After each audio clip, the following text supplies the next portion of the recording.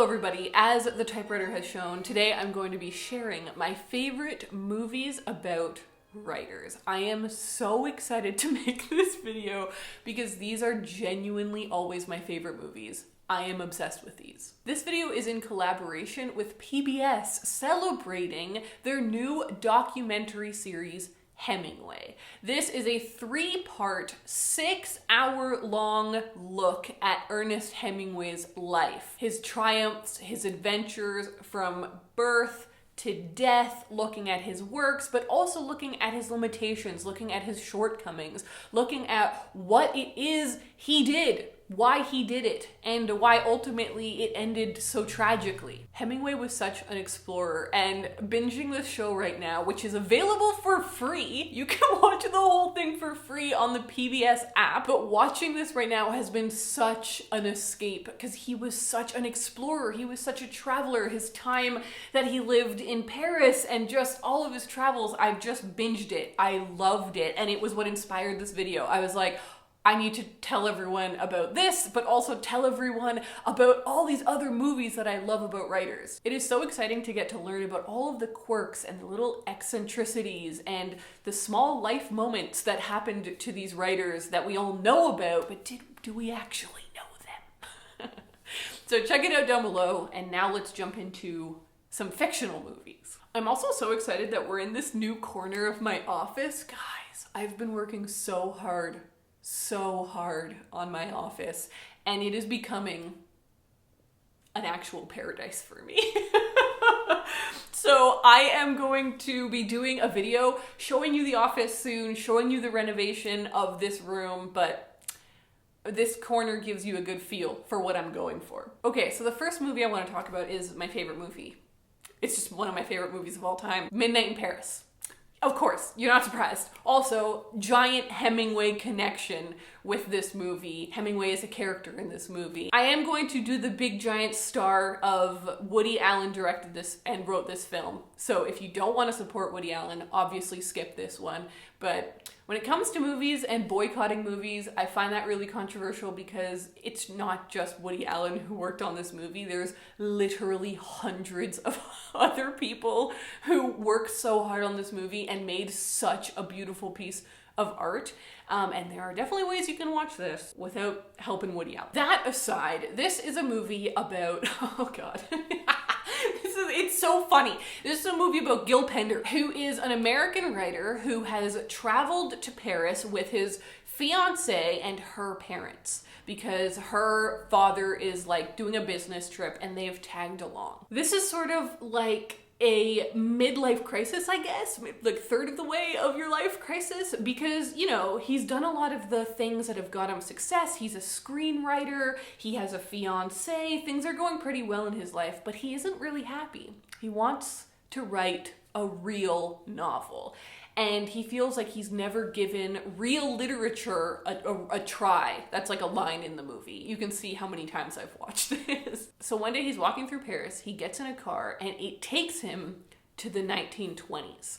He suddenly is hanging out with F. Scott Fitzgerald, Ernest Hemingway, Picasso, Salvador Dali, Gertrude Stein, and it is so exciting. That movie brings me so much joy. That is what I wish that I could do in my life. Just go back and hang out with all these iconic authors. I think that Gil Pender as a main character is so much fun. He is so goofy. I get that Owen Wilson is not for everyone, but I love Owen Wilson, and I especially love Owen Wilson in this movie. I cannot recommend this movie enough. It is so much fun. I love it. You will love it. The music, how much Paris is in this movie. Wow. Okay, let's go to the next one. Ruby Sparks. I feel like not enough people know about this movie. I am obsessed with this. Oh, I mean, I love all of these movies. That's why I'm talking about them. So I'll try and stop saying I'm obsessed with this. But this is such an excellently original film, starring Zoe Kazan, who also wrote the film, and Paul Dano, both of whom are so excellent. This is a movie about a writer, Paul Dano's character, who wrote an incredibly successful novel when he was like super young. I forget how young he was like 18 or 20, but he wrote this novel. It did so well, like America was like, you are the next great American writer, and now it's been like 10 years and he hasn't written anything. He has complete writer's block, and you see that he's like in therapy trying to deal with it. He's trying to write something, but he just can't. Well, he suddenly has this idea, I think given to him by his therapist basically, to like write about this girl that he's made up, that he's like obsessed with. He starts writing about her, and it's like the first time that he's been able to just flow write. He's just writing about her all of the time. But the big twist is that the next day he wakes up and she's there. This character that he created on his typewriter comes to life and is in his apartment and is dating him. And he's like, oh no, I've actually gone crazy. And then he realizes, no, she's real. She's right there. And it's spooky. It's kind of in little moments scary because he realizes that if he writes more about her, those things affect this person in front of him. And he's like, should I manipulate that? Of course not. But he can.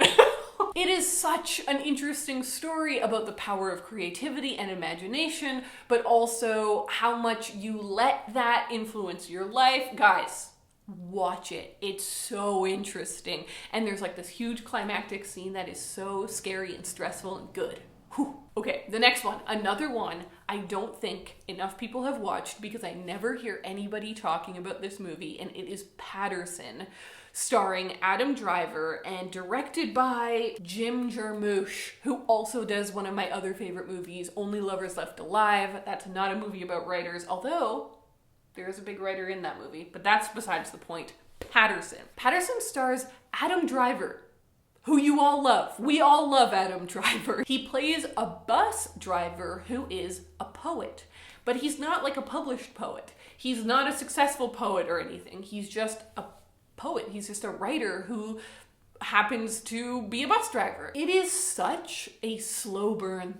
This is one of those super contemplative movies that moves very slowly and isn't really about the plot, isn't really about what's happening to the characters, is more about just this main character, what he's thinking, his poems. One of the great things too is that the poems are so good. You hear a lot of the poems and you sort of see how they're formed, how his life is influencing his poetry, but also how the bus drives that he does influence his poetry. And you just see what is considered a very mundane life. The life of a guy who just drives buses around all day, does his 9 to 5, goes home, does the whole cycle over and over and over, but how he also sees all of this beauty in his life and in his job and writes about it. I love this movie, and you should watch it. Nobody's watching it. The next one I have to talk about, but it's a very different movie, and it's Misery. Who actually, the character Annie Wilkes is the same actress as Gertrude Stein in Midnight in Paris. This is a cult classic in many ways. It's a horror film. It is one of my favorite horror films. It's tied with The Others, starring Nicole Kidman. Those are my two favorite horror films. But anyways, Misery is truly horrifying. It's about a writer who is very successful, like a super, super successful American author who's written loads of novels and has this one series that is very popular. He had gone to I think a hotel, an inn in a small town to work on his novel for a long time, and now he's coming back home, but in the middle of nowhere, like rural America, he crashes his car, and the person who finds him is Annie. And Annie is obsessed with his books. She is, as she says in the most horrifying way possible, I am your biggest fan. And I can't spoil what comes next because it's a horror movie, so you've got to be horrified at the events that unfold. But it is so scary and interesting, and it is about a writer because he writes in the movie. Like, it is an important thing. It's not just like, oh, he happens to be a writer. No, like, a big part of the plot is his writing and him as a writer. But it's so scary. The next movie I need to talk about is going to be a little controversial. It's Little Women, the Greta Gerwig production. I love Greta Gerwig, and I love everyone in this cast. Saoirse Ronan, Timothée Chalamet, Emma Watson, Florence Pugh, like, just across the board, beautiful cast, incredible cast. I really liked this the first time I watched it, and then the second time I watched it, I didn't like it very much. So I need to watch it again, apparently. But the reason that I've put it in this list is A, everyone else seems to like it, but secondly, it has one of the most powerful characters, like as a writer, moments I've ever seen. There's this moment where Jo, who is sort of the main character, where she like kind of becomes manic in her writing and like has this big breakthrough. That scene gave me chills. Like, it was so exciting. It was such a celebration of writing and art and artistry and just being a creator and like that fervor. It was so exciting. Don't get me wrong before I get hate in the comments. I don't hate this movie by any means. I really enjoyed large swaths of it. There was just these little sections, and the ending, for me, it's the ending. Okay, I'll admit it. Next up is the Guernsey Literary and Potato Peel Pie Society. You see me looking off screen reading that title because that's a real mouthful. So this is a very charming movie. It is by no means like a favorite of mine and like something you need to go out and watch. But if you're in the mood for something charming, something fun, something heartwarming, that kind of gist, this is the one. It's about a writer who is kind of being pigeonholed, and she's sort of being made to be a very specific thing. And she finally gets this opportunity to write a bigger story.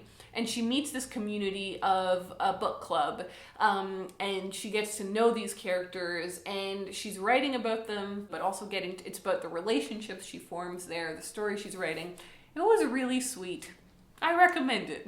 The next one, okay, again, kind of controversial. I wanted to include this because I know that if you're like me and you love movies about writers and movies about books, you want every single one. And this was one I liked, but it was one I had problems with. Colette. So the reason I need to talk about this is because there's a lot of excellent things that happen here. The first and most important is Keira Knightley. My favorite actress, Keira Knightley. God, I am obsessed with her. And she does such a good job in this movie. She plays this writer, Colette, who is maybe like the other one, pigeonholed. Maybe we're sensing a trend here. Same with Little Women, Jo.